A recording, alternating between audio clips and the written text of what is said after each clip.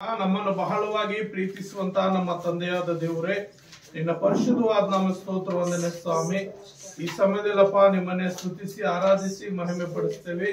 ಈ ಸಮಯದಲ್ಲಿ ವಾಕ್ಯ ಭಾಗಕ್ಕೆ ಹೋಗುವಾಗ ಸ್ವಾಮಿ ದೇವರಾತ್ಮನೇ ನಿಮ್ಮನ್ನು ಆಹ್ವಾನಿಸ್ತಾ ಇದ್ದೀನಿ. ಪರಿಶುದ್ಧಾತ್ಮ ದೇವರೇ, ನೀವು ಬಂದು ನೀವು ಮಾತನಾಡುವಾಗ ನಾವೆಲ್ಲರೂ ನಿನ್ನ ಮಾತುಗಳು ಧ್ಯಾನ ಮಾಡ್ಲಿಕ್ಕಾವಂತೆ, ನಿನ್ನ ಮಾತುಗಳು ಕಲೀಲಿಕ್ಕಾವಂತೆ ದೇವರೇ ನೀವು ತಾನೇ ಸಹಾಯ ಮಾಡಿ ಆಶೀರ್ವದಿಸಬೇಕೆಂಬುದಾಗಿ ಯೇಸುವಿನ ನಾಮದಲ್ಲಿ ಪ್ರಾರ್ಥಿಸುತ್ತೇನೆ ತಂದೆಯೇ, ಆಮೆನ್ ಆಮೆನ್. ದೇವರ ನಾಮಕ್ಕೆ ಸ್ತೋತ್ರವಾಗಲಿ. ಇತರ ವಾಕ್ಯಾಂಶ ಪ್ರಾರ್ಥನೆಗೆ ಉತ್ತರ ಕೊಡುವ ದೇವರು, ಪ್ರಾರ್ಥನೆಗೆ ಉತ್ತರ ಕೊಡುವಂತ ದೇವರು. ಹಾಗಾಗಿ ಖಂಡಿತವಾಗಲೂ ನಾವೆಲ್ಲರೂ ಪ್ರಾರ್ಥಿಸುವಾಗ ಪ್ರಾರ್ಥನೆಗೆ ಆತನು ಉತ್ತರ ಕೊಡ್ಲಿಕ್ಕೆ ಆತನು ಯಾವಾಗಲೂ ಸಿದ್ಧನಾಗಿದ್ದಾನೆ. ಹಾಗಾಗಿ ಆ ಪ್ರಾರ್ಥನೆಗೆ ಉತ್ತರ ಕೊಡುವಂತ ದೇವರು ಅನೇಕ ಸಾರಿ ಅನೇಕ ಶೋಧನೆಗಳು ಬರ್ತದೆ, ಕಷ್ಟಗಳು ಬರ್ತದೆ, ಚಿಂತೆಗಳು ಬರ್ತದೆ, ಸಮಸ್ಯೆಗಳು ಬರ್ತದೆ. ಯಾವುದೇ ತಪ್ಪು ಇಲ್ಲದೆ ಕೂಡ ಅನೇಕ ಸಾರಿ ನಾವು ಸಿಕ್ಕಾಕೊಳ್ಳೋದುಂಟು, ಶೋಧನೆಗೆ ಒಳಬಿಡುವುದುಂಟು. ಹಾಗಾಗಿ ನಾವು ಏನೇ ಸಮಸ್ಯೆ ಬಂದ್ರು, ಏನೇ ಕಷ್ಟ ಬಂದ್ರು ನಾವೇನ್ ಮಾಡ್ಬೇಕು? ದೇವರಲ್ಲಿ ಪ್ರಾರ್ಥಿಸುವಾಗ, ಯೇಸು ಕ್ರಿಸ್ತನಲ್ಲಿ ಪ್ರಾರ್ಥಿಸುವಾಗ ಆತನು ಖಂಡಿತವಾಗ್ಲೂ ನಮಗೆ ಉತ್ತರ ಕೊಡ್ಲಿಕ್ಕೆ ಶಕ್ತನಾಗಿದ್ದಾನೆ. ನಾವು ಯಾರು ಈ ಬೈಬಲ್ ಅಲ್ಲಿ ಸತ್ಯವೇದದಲ್ಲಿ ಯಾರ್ಯಾರು ಪ್ರಾರ್ಥನೆಗೆ ಯಾವ ರೀತಿ ಉತ್ತರ ಕೊಟ್ಟಿದ್ದಾನೆ ಎಂಬುದಾಗಿ ನಾವು ಸ್ವಲ್ಪ ಸಮಯ ದೇವರ ವಾಕ್ಯದ ಬಗ್ಗೆ ನಾವು ಧ್ಯಾನ ಮಾಡಿಕೊಳ್ಳೋಣ. ಅಪೊಸ್ತಲ ಕೃತ್ಯಗಳಲ್ಲಿ 16ನೇ ಅಧ್ಯಾಯ 25-26ನೇ ವಚನದಲ್ಲಿ ನಾವು ಓದುವಾಗ, ಅಪೊಸ್ತಲ ಕೃತ್ಯಗಳು 16ನೇ ಅಧ್ಯಾಯ 25-26ನೇ ವಚನ ನೋಡುವಾಗ, ಮಧ್ಯರಾತ್ರಿಯಲ್ಲಿ ಪೌಲನು ಸೀಲನು ಪ್ರಾರ್ಥನೆ ಮಾಡುವವರಾಗಿ ದೇವರಿಗೆ ಸ್ತುತಿ ಪದಗಳನ್ನು ಹಾಡುತ್ತಿದ್ದರು. ಸೆರೆಯಲ್ಲಿದ್ದವರು ಲಕ್ಷ್ಯವಿಟ್ಟು ಕೇಳುತ್ತಿದ್ದರು. ಅಕಸ್ಮಾತ್ ಆಗಿ ಮಹಾಭೂಕಂಪ ಉಂಟಾಯಿತು. ಸೆರೆಮನೆಯ ಅಸ್ಥಿವಾರಗಳು ಕದಲಿದವು. ಅದೇ ಕ್ಷಣದಲ್ಲಿ ಕದಗಳೆಲ್ಲ ತೆರೆದವು. ಎಲ್ಲರ ಬೇಡಿಗಳು ಕಳಚಿ ಬಿದ್ದವು. ಇಲ್ಲಿ ನಾವು ನೋಡ್ತೇವೆ, ಪೌಲ ಸೀಲರ ಪ್ರಾರ್ಥನೆ ಕೇಳಿ ಬಂಧನದಿಂದ ಬಿಡಿಸಿದ ದೇವರು. ಪೌಲ ಸೀಲರ ಪ್ರಾರ್ಥನೆ ಕೇಳಿ ಬಂಧನದಿಂದ ಬಿಡಿಸಿದ ದೇವರು. ಇಲ್ಲಿ ನಾವು ನೋಡ್ತೀವಿ, ಪೌಲ ಸೀಲರು ಯೇಸು ಸ್ವಾಮಿಯ ಸುವಾರ್ತೆಯನ್ನು ಸಾರುವಾಗ, ಯೇಸು ಕ್ರಿಸ್ತನ ಸುವಾರ್ತೆ ಸಾರುವಾಗ ಆ ಒಂದು ಸಂದರ್ಭದಲ್ಲಿ ಏನಾಗುತ್ತಂದ್ರೆ, ಅವರು ಯೇಸು ಕ್ರಿಸ್ತನ ಯಾವ ರೀತಿ ಹಳ್ಳಿಗೆ ಹೋಗಿ ಸುವಾರ್ತೆ ಸಾರ್ತಾ ಇದ್ದನೋ ಹಾಗೆ ಈ ಪೌಲ ಸೀಲರು ಕೂಡ ಅಲ್ಲಲ್ಲಿ ಹೋಗಿ ಅವರು ಸುವಾರ್ತೆ ಸಾರ್ತಾ ಇರ್ತಾರೆ. ಅಲ್ಲಲ್ಲಿ ಹೋಗಿ ಸುವಾರ್ತೆ ಸಾರುವಾಗ ಅವರು ಮೆಕೋದ್ಯನ ಎಂಬ ಪ್ರಧಾನ ಪಟ್ಟಣ ಒಂದು ರೋಮಪುರದವರ ಒಂದು ಪ್ರವಾಸ ಸ್ಥಳವಾಗಿದೆ. ಆ ಸ್ಥಳದಲ್ಲಿ ಹೋಗಿ ಅವರು ಸುವಾರ್ತೆ ಸಾರುವಾಗ ಅಲ್ಲಿ ಒಬ್ಬ ಸ್ತ್ರೀ ಇರ್ತಾಳೆ, ಕಣಿ ಹೇಳುವಂತ ಸ್ತ್ರೀ, ಜ್ಯೋತಿಷಿ ಹೇಳುವಂತ ಸ್ತ್ರೀ ಇರ್ತಾಳೆ. ಅವರು ಆ ಪ್ರಾಂತ್ಯದಲ್ಲಿ ಸುವಾರ್ತೆ ಸಾರುವಾಗ ಆ ಇಬ್ಬರು ವ್ಯಕ್ತಿಗಳನ್ನ ನೋಡಿ ಆಕೆ ಏನ್ ಮಾಡ್ತಾಳೆ ಅಂದ್ರೆ, ಈ ಮನುಷ್ಯರು ಪರಾತ್ಪರ ದೇವರ ದಾಸರು, ಅಂದ್ರೆ ದೇವರ ಸೇವಕರು, ಮತ್ತು ನಿಮಗೆ ರಕ್ಷಣೆಯ ಮಾರ್ಗವನ್ನು ಸಾರುತ್ತಾರೆ, ನಿಮ್ಗೆ ರಕ್ಷಣೆ ಮಾರ್ಗವನ್ನು ಸಾರ್ತಾರೆ ಎಂಬುದಾಗಿ ಅವ್ರ ಪರವಾಗಿ ಏನ್ ಮಾಡ್ತಾ ಇದ್ರು? ಸುವಾರ್ತೆ ಸಾರಕ್ಕೆ ಸ್ಟಾರ್ಟ್ ಮಾಡಿದ್ರು. ಯೇಸು ಕ್ರಿಸ್ತನ ಆಕೆ ಪ್ರಕಟಣೆ ಮಾಡ್ಲಿಲ್ಲ, ಆದ್ರೆ ಪೌಲ ಸೀಲರನ್ನು ಪ್ರಕಟಣೆ ಮಾಡ್ಲಿಕ್ಕೆ ಅಲ್ಲಿ ಪ್ರಾರಂಭ ಮಾಡ್ತಾಳೆ. ಏನಂತ? ಈ ಮನುಷ್ಯರು ಪರಾತ್ಪರ ದೇವರ ದಾಸರು, ನಿಮಗೆ ರಕ್ಷಣೆಯ ಮಾರ್ಗವನ್ನು ಸಾರುತ್ತಾರೆ ಎಂದು ಕೂಗುತ್ತಿದ್ದಳು. ಅಂದ್ರೆ ದೇವರ ಬಗ್ಗೆ ಸುವಾರ್ತೆ ಸಾರ್ತಾ ಇಲ್ಲ, ಈ ದೇವರ ಶಿಷ್ಯರ ಬಗ್ಗೆ, ಯೇಸು ಕ್ರಿಸ್ತನ ದಾಸರಾಗಿರುವಂತ ಸೇವಕರಾಗಿರುವಂತವ್ರ ಬಗ್ಗೆ ಸುವಾರ್ತೆ ಸಾರ್ತಾ ಇದೆ. ಆದ್ರೆ ಅಲ್ಲಿ ಪೌಲನಿಗೂ ಸೀಲನಿಗೂ ಏನಾಗಿದೆ ಅಂದ್ರೆ, ಯೇಸು ಕ್ರಿಸ್ತನ ಬಗ್ಗೆ ಪ್ರಕಟಣೆ ಮಾಡ್ಬೇಕಾ ಹೊರತು ಇವು ತಮ್ಮ ಬಗ್ಗೆ ಪ್ರಕಟಣೆ ಮಾಡುವಂತ ಅವ್ರಿಗೆ ಇಷ್ಟ ಆಗ್ತಾ ಇಲ್ಲ. ಯಾಕಂದ್ರೆ ಅವರು ಯೇಸು ಕ್ರಿಸ್ತನ ದಾಸರಾಗಿ, ಯೇಸು ಕ್ರಿಸ್ತನ ಸೇವಕರಾಗಿ ಸೇವೆ ಮಾಡ್ತಾ ಇದ್ದಾರೆ. ಈ ಸ್ತ್ರೀ ಆದ್ರೆ ಯೇಸು ಸ್ವಾಮಿ ಸುವಾರ್ತೆ ಸಾರ್ತಾ ಇಲ್ಲ, ಇವ್ರ ಬಗ್ಗೆ ಸುವಾರ್ತೆ ಸಾರ್. ಅದಕ್ಕೆ ಎಲ್ಲಿ ಹೋದ್ರು ಈಕೆ ಈ ಒಂದು ಬಗ್ಗೆ ಪೌಲ ಸೀಲರ ಬಗ್ಗೆ ಹೊಗಳುತ್ತಾ ಏನ್ ಮಾಡ್ತಾ ಇದ್ದು? ಸೇವೆಗೆ ಅಡ್ಡಿ ಮಾಡ್ತಾ ಇದ್ದು.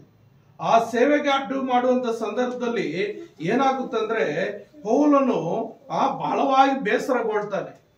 ಅರೆ, ನಮ್ ಬಗ್ಗೆ ಹೇಳ್ತಾ ಇದ್ದಾಳೆ, ಈಕೆ ದೇವ್ರ ಬಗ್ಗೆ ಹೇಳ್ತಾ ಇಲ್ವಲ್ಲ ಅಂತೇಳಿ ಅವತ್ತಕ್ಕೆ ಬೇಸರ ಮಾಡ್ಕೊಂಡು ಏನ್ ಮಾಡ್ತಾ ಇದ್ರೆ, ಆಕೆಯಲ್ಲಿ ಇದ್ದಂತ ದೇವನ ಗದರಿಸ್ತಾನೆ. ಎಲೆ ದೇವವೇ, ಈಕೆಯನ್ನು ಬಿಟ್ಟು ಹೋಗು ಅಂತೇಳಿ ಗದರಿಸುವಾಗ ಏನಾಗುತ್ತಂದ್ರೆ, ಪ್ರಿಯರೇ, ಆ ದೆವ್ವ ಆಕೆಯನ್ನು ಬಿಟ್ಟು ಹೋಗ್ಬಿಡ್ತದೆ. ಆ ಕ್ಷಣದಲ್ಲಿ ಯಾವಾಗ ಪೌಲನು ಆ ಶಬ್ದ ಬಳಸ್ತಾನೋ ಆ ಕ್ಷಣದಲ್ಲಿ ಬಿಟ್ಟು ಹೋಗ್ಬಿಡ್ತದೆ.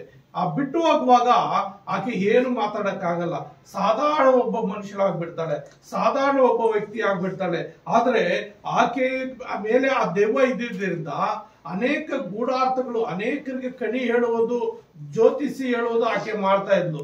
ಆದ್ರಿಂದ ಆಕೆ ಯಜಮಾನಿಗೆ ಆಕೆ ಮುಖಾಂತರ ಎಷ್ಟೋ ಹಣ ಬರ್ತಾ ಇರ್ತದೆ. ಎಷ್ಟೋ ಹಣ ಬರುವಂತ ಸಂದರ್ಭದಲ್ಲಿ ಯಾವಾಗ ಈ ಪೌಲನು ಆಕೆಯಲ್ಲಿದ್ದಂತ ದೆವ್ವವನ್ನು ಆಚೆ ಹೊರಗಾಕದನೋ ಆಮೇಲೆ ಏನಾಗುತ್ತಂದ್ರೆ ಆ ಯಜಮಾನಿಗೆ ಆದಾಯ ಎಲ್ಲ ಹೊರಟೋಗ್ಬಿಡ್ತದೆ. ಯಾವಾಗ ಆಕೆ ಮಾತನಾಡಕ್ಕೆ ಆ ದೆವ್ವ ಹೊರಟೋದ್ಮೇಲೆ ಆಕೆ ಮಾತನಾಡಕ್ ಆಗಲ್ಲ. ಅವಾಗ ಏನಾಗುತ್ತೆ, ಆಕೆ ಸಂಪಾದನೆ ಎಲ್ಲ ಕಡಿಮೆ ಆಗ್ಬಿಡ್ತದೆ.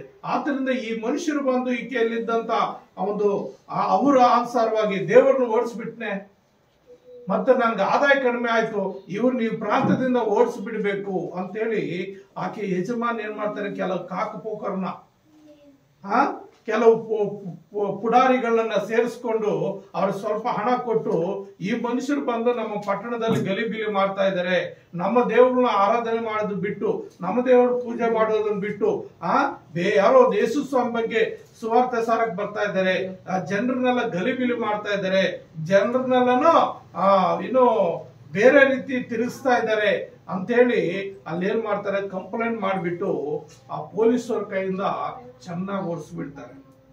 ಚೆನ್ನಾಗಂದ್ರೆ ಚೆನ್ನಾಗಿ ಓಡಿಸ್ಬಿಡ್ತಾರೆ, ಸಿಕ್ಕಾಪಟ್ಟಿ ಹೊಡಿತಾರೆ. ಹೊಡೆದು ಅವ್ರನ್ನೇನ್ ಮಾಡ್ತಾರೆ ಅಂದ್ರೆ ಬೇಡಿಗಳು ಹಾಕಿ ತಗೊಂಡೋಗಿ ಜೈಲಲ್ಲಿ ಹಾಕ್ಬಿಡ್ತಾರೆ. ಜೈಲಲ್ಲಿ ನೆಲಮಾಳಿಗೆ ಜೈಲಲ್ಲಿ ಹಾಕ್ಬಿಡ್ತಾರೆ. ಆ ನೆಲಮಾಳಿಗೆ ಅಂತಂದ್ರೆ ಘೋರವಾದ ಶಿಕ್ಷೆ ಮಾಡಂತವ್ರು, ಘೋರವಾಗಿ ಶಿಕ್ಷೆ ಅನುಭವಿಸುವಂತವ್ರು, ಘೋರವಾಗಿ ಪಾಪ ಮಾಡಿದಂತವ್ರು, ಕೆಟ್ಟ ಕೆಲಸ ಮಾಡಿದಂತವ್ರನ್ನ ಭೂಮಿ ಒಳಗಡೆ ಒಂದು ಗವಿ ತರ ಮಾಡಿ ಅದು ಸೆಂಟ್ರಲ್ ಜೈಲ್, ಆ ಜೈಲಲ್ಲಿ ಹಾಕಿರ್ತಾರೆ. ಯಾಕೆಂದ್ರೆ ಅವ್ರು ತಪ್ಪಿಸ್ಕೊಂಡು ಹೋಗ್ಬಾರ್ದು. ಮತ್ತು ಆ ಜೈಲು ಹೆಂಗಿರ್ತದಂದ್ರೆ 1-2 ಅಲ್ಲೇ ಮಾಡ್ಕೋಬೇಕು, ಎಲ್ಲ ಒಂದು ಮೂಲೆಯಲ್ಲಿ ಅವರೇ ಮಾಡ್ಕೋಬೇಕು. ಮತ್ತೆ ಅವಾಗ ಅವರೇ ಕ್ಲೀನ್ ಮಾಡ್ಬೇಕು. ಅಲ್ಲಿ ಹೆಚ್ಚಾದ ಗಾಳಿ ಬೆಳಕು ಬರಲ್ಲ, ಹೆಚ್ಚಾದ ವಾಸನೆ ಇರ್ತದೆ ಅಂತ ತುಂಬಾ ಕಷ್ಟಕರವಾದ ಸ್ಥಳ ಅದು. ಆ ಸ್ಥಳದಲ್ಲಿ ಅವ್ರನ್ನ ಬೇಡಿಗಳಾಗ್ಬಿಟ್ಟು ಬಿಟ್ಬಿಡ್ತಾರೆ. ಆ ಗೇಟ್ಗೆಲ್ಲಾನು ಕಬ್ಬಿಣದ ಬಾಗಿಲುಗಳಿಗೆಲ್ಲ ಬೀಗ ಹಾಕಿ ಅದನ್ನ ಕಾವಲಿರೋದಕ್ಕೆ ಕೆಲವು ಸೈನಿಕರನ್ನೆಲ್ಲ ನೇಮಿಸ್ತಾರೆ. ಅಂತ ಸಂದರ್ಭದಲ್ಲಿ ಏನಾಗುತ್ತೆ ಅಂದ್ರೆ ಪ್ರೇರೆ, ಅಂತ ಸಂದರ್ಭದಲ್ಲಿ ಅಲ್ಲಿ ಏನಾಗುತ್ತೆ ಅಂದ್ರೆ ಅವ್ರನ್ನ ಜೈಲಲ್ಲಿ ತಗೊಂಡೋಗಿ ಹಾಕ್ಬಿಡ್ತಾರೆ. ಚೆನ್ನಾಗಿ ಹೊಡೆದಿರ್ತಾರೆ, ಆ ಕೈಕಾಲುಗಳೆಲ್ಲ ಬೇಡಿಗಳು ಹಾಕಿರ್ತಾರೆ ಮತ್ತು ಗಾಯಗಳಾಗಿರ್ತದೆ. ಮಧ್ಯರಾತ್ರಿ ಅವ್ರ ಏಟುಗಳು ತಿಂದು ತುಂಬಾ ಸುಸ್ತಾಗಿರ್ತಾರೆ, ತುಂಬಾ ಬಲಹೀನರಾಗಿರ್ತಾರೆ. ಆದ್ರೆ ಅವ್ರು ನಿದ್ದೆ ಮಾಡೋದಿಲ್ಲ. ಅವ್ರು ಮಧ್ಯರಾತ್ರಿಯಲ್ಲಿ ಎದ್ದು ಏನ್ ಮಾಡ್ತಾರೆ ಅಂದ್ರೆ ಇಲ್ಲಿ ನೋಡುತ್ತೇವೆ, ಮಧ್ಯರಾತ್ರಿಯಲ್ಲಿ ಪೌಲ ಸೀಲನು ಪ್ರಾರ್ಥನೆ ಮಾಡುವರಾಗಿ ದೇವರಿಗೆ ಸ್ತುತಿ ಪದಗಳನ್ನು ಹಾಡುತ್ತಿದ್ದರು. ಅಂದ್ರೆ ದೇವರನ್ನ ಆರಾಧನೆ ಮಾಡ್ತಾ ಇದ್ದಾರೆ. ಪ್ರಾರ್ಥನೆ ಮುಖಾಂತರ, ಹಾಡುಗಳ ಮುಖಾಂತರ ಅನೇಕ ಹಾಡುಗಳು ಪ್ರಾರ್ಥನೆ ಹಾಡುಗಳಾಗಿರ್ತದೆ, ವಿಜ್ಞಾಪನೆ ಹಾಡುಗಳಾಗಿರ್ತದೆ, ಸುವಾರ್ತೆ ಹಾಡುಗಳಾಗಿರ್ತದೆ, ಕೃತಜ್ಞತಾ ಹಾಡುಗಳಾಗಿರ್ತದೆ. ಈ ರೀತಿ ಅವ್ರು ಏನ್ ಮಾಡ್ತಾ ಇದಾರೆ ಅಂದ್ರೆ ಮಧ್ಯರಾತ್ರಿ ಪೌಲಸೀಲರು ಪ್ರಾರ್ಥನೆ ಮಾಡುವವರಾಗಿ ದೇವರಿಗೆ ಕೃತಜ್ಞತಾ ಸ್ತುತಿ ಪದಗಳನ್ನು ಹಾಡುತ್ತಿದ್ದರು. ಸೆರೆಯಲ್ಲಿದ್ದವರು ಲಕ್ಷ್ಯವಿಟ್ಟು ಕೇಳುತ್ತಿದ್ದರು. ಅಂದ್ರೆ ಇವರಿಬ್ಬರೇ ಅಲ್ಲ, ಇನ್ನು ಅನೇಕ ಕೈದಿಗಳಿದ್ದಾರೆ ಸೆರೆಮನೆಯಲ್ಲಿ, ಇನ್ನು ಅನೇಕ ಕೈದಿಗಳಿದ್ದಾರೆ. ಅವ್ರಿಗೆ ಆಶ್ಚರ್ಯ, ಏನಪ್ಪಾ ಈ ವ್ಯಕ್ತಿಗಳು ಇಷ್ಟು ಬಲವಾದ ಏಟುಗಳು ತಿಂದು ಏನೋ ರಕ್ತ ಸೋರ್ತಾ ಇದೆ, ಆ ಗಾಯಗಳಿಗೆ ಒಂದು ಔಷಧಿ ಹಾಕಿಲ್ಲ, ಆ ಗಾಯಗಳಿಗೆ ಯಾವುದೇ ಒಂದು ಚಿಕಿತ್ಸೆ ಮಾಡಿಲ್ಲ, ಒಂದು ನಿಷೇಧ ಮಾಡಿಲ್ಲ, ಆದ್ರೆ ಬೇಡಿಗಳು ತಂದಾಕಿ ಇವ್ರು ಒಳಗಾಕಿದ್ರೆ ಇವ್ರು ಇಂಥ ಏಟುಗಳು ಇಷ್ಟು ನೋವಲ್ಲೂ ಕೂಡ ಈ ದೇವರಿಗೆ ಸ್ತುತಿ ಪದಗಳು ಆಡ್ತಾ ಇದ್ದಾರಲ್ಲ, ದೇವ್ರನ್ನ ಆರಾಧನೆ ಮಾಡ್ತಾ ಇದ್ದಾರಲ್ಲ ಅಂತೇಳಿ ಅವ್ರು ಏನ್ ಮಾಡ್ತಾರೆ ಅಂದ್ರೆ ಆಶ್ಚರ್ಯದಿಂದ ಕೇಳ್ತಾ ಇದ್ದಾರೆ, ಲಕ್ಷ್ಯವಿಟ್ಟು ಕೇಳ್ತಾ ಇದ್ದಾರೆ. ಆ ಲಕ್ಷ್ಯವಿಟ್ಟು ಕೇಳುವಂತ ಸಮಯದಲ್ಲಿ ಏನಾಗುತ್ತಂದ್ರೆ ಆ ಒಂದು ಪ್ರಾರ್ಥನಾ ವಿಜ್ಞಾಪನೆಗಳು, ಆ ಒಂದು ಕೃತಜ್ಞತೆ ಸ್ತುತಿ ಪರಲೋಕಕ್ಕೆ ಹೋಗ್ತಾ ಇದ್ರಿ, ದೇವರ ಹತ್ರ ಹೋಗ್ತದೆ. ಅಲ್ಲಿ ಏನಾಗುತ್ತದೆ, ಅಕಸ್ಮಾತ್ ಮಹಾಭೂಕಂಪ ಉಂಟಾಯಿತು, ಸೆರೆಮನೆ ಅಸ್ಥಿವಾರಗಳು ಕದಲಿದವು, ಅದೇ ಕ್ಷಣದಲ್ಲಿ ಕದಗಳೆಲ್ಲ ತೆರೆದವು, ಎಲ್ಲರ ಬೇಡಿಗಳು ಕಳಚಿ ಬಿದ್ದವು. ಹಲ್ಲೆಲೂಯಾ. ನೋಡ್ರಿ, ದೇವರನ್ನ ಆರಾಧನೆ ಮಾಡುವಾಗ, ದೇವರಿಗೆ ಸ್ತುತಿ ಪದಗಳು ಹಾಡುವಾಗ, ದೇವರಿಗೆ ಪ್ರಾರ್ಥನಾ ಮುಖಾಂತರವಾಗಿ ವಿಜ್ಞಾಪನೆ ಸಲ್ಲಿಸುವಾಗ ದೇವರೇನ್ ಮಾಡ್ತಾನೆ, ಪ್ರಾರ್ಥನೆ ಕೇಳ್ತಾನೆ. ಆ ಪ್ರಾರ್ಥನೆ ಕೇಳಿ ಆ ಒಂದು ಕಷ್ಟ ಕಾಲದಲ್ಲಿರುವಂತ ಪೌಲ ಸೀಲರನ್ನ ಏನ್ ಮಾಡ್ತಾನೆ, ಆ ಕ್ಷಣದಲ್ಲಿ ಭೂಕಂಪ ಉಂಟು ಮಾಡಿಸಿ ಆ ಬಾಗಿಲುಗಳೆಲ್ಲ, ಕಬ್ಬಿಣ ಬಾಗಿಲೆಲ್ಲ ಓಪನ್ ಆಗಿ ಹೋಗ್ತದೆ. ಮತ್ತು ಇವ್ರ ಕೈಗಳಿಗೆಲ್ಲ ಹಾಕಿರುವಂತ ಎಲ್ಲರ ಬೇಡಿಗಳು ಕಳಿಸಿದ್ವು ಅಂತಂದ್ರೆ, ಇವ್ರ ಜೊತೆಗೆ ಇನ್ನೂ ಅನೇಕ ಕೈದಿಗಳಿದ್ದಾರೆ, ಅವ್ರು ಕೂಡ ಎಲ್ಲರೂ ಬೇಡಿಗಳು ಹಾಕಿದ್ದಾರೆ, ಚೇನುಗಳಿಗೆ ಹಾಕಿದ್ದಾರೆ, ಕೊರಳಿಗೆ ಕೈ ಕಾಲುಗಳಿಗೆಲ್ಲ ಹೊರುವಷ್ಟು ಭಾರ ಹೊರುವಷ್ಟು ಹಾಕಿರ್ತಾರೆ.